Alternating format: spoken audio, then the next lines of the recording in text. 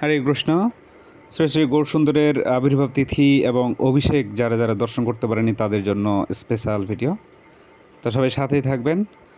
তো গৌরসুন্দরের আবির্ভাব তিথিতে আমাদের অনেক কার্যক্রম ছিল। তো এক্ষেত্রে সারাটা দিন উপবাস করতে হয়, বিশেষ করে গোধূলি লগ্ন পর্যন্ত। তো কেন উপবাস থাকতে হয় এটা আমাদের অনেকেরই অজানা।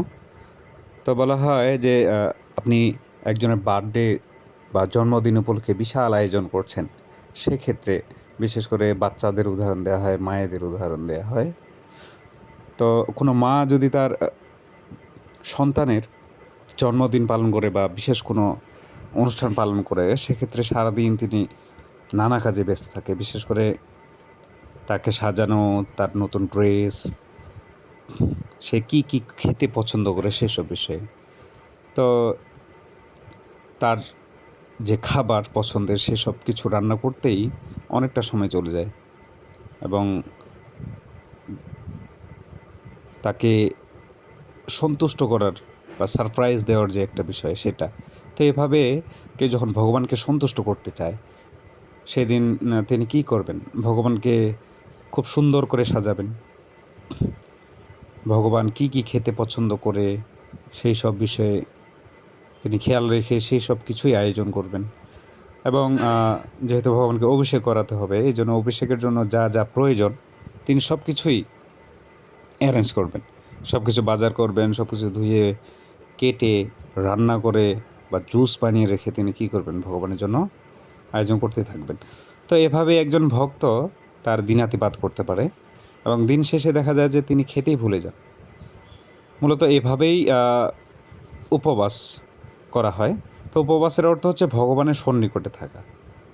তা কেউ যখন এইভাবে তার এই শুভ দিনটাতে কাজ করে যাবেন, তখন তিনি স্বভাবতই কী হয়?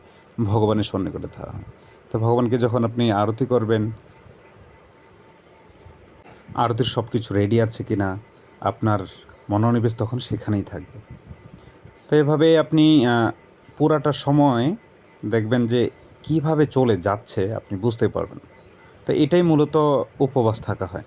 তো গৌরসুন্দর ভগবান এত করুণাময় বিগ্রহ যে তিনি কলিযুগের পাবন অবতার বলা হয়।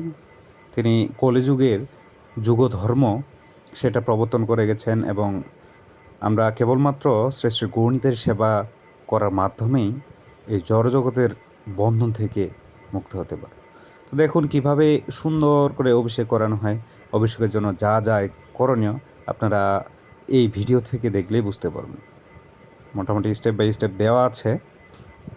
তো ভগবানকে অভিষেক করানো হয় কেন? বিশেষভাবে তো এদিন তার আবির্ভাব তিথি, এই জন্যই এটা বিশেষভাবে আয়োজন করা হয়। কিন্তু প্রত্যেকটা দিন আপনি বাসায় এভাবে করতে পারেন। অর্থাৎ অনেকের সময় থাকে না, যার কারণে করা হয় না, কিন্তু মন্দিরগুলোতে ঠিক এভাবেই প্রত্যেকটা দিন করা হয়। কিন্তু ঘটা করে আজকে যেহেতু বিশেষ একটি দিন, এই জন্য এভাবে করা আছে। সবাইকে ধন্যবাদ। হরে কৃষ্ণ।